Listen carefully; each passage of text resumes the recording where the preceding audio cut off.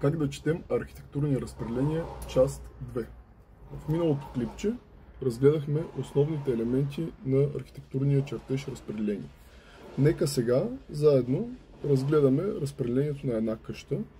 Поглеждаме целият чертеж. Това е къща. Тук може да видим маркера за знак север. Север в случая на 45 градуса.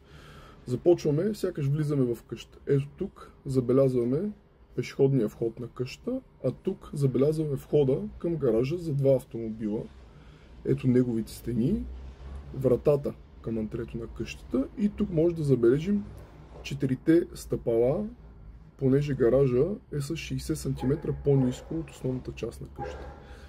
Влизайки в къщата, виждаме помещение наречено антре, което има квадратура от 9,5 квадрата. Това е това помещение. В него виждаме шкафовете за обувки и палта.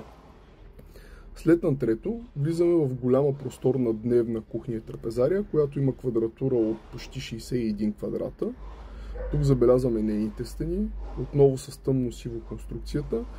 И тук вече може да забележите големите панорамни прозорци, които водят към външна веранда с външна кухня и маса за хранене. Вътре може да забележим меката мебел с телевизора и камината. След нея следва трапезарна маса за 10 човека и голяма ъглова кухня с кухненски остров. Поглеждайки назад, имаме един коридор с спалня за гости с гардеробно, баня, която е за спалнята за гости и дневната, и също така едно перално помещение. В средата на сградата може да забележим един от най-важните елементи. Това е стълбището. Може да забележите посоката за качване на стълбището, от което се качваме на втория етаж, където има разположени спални.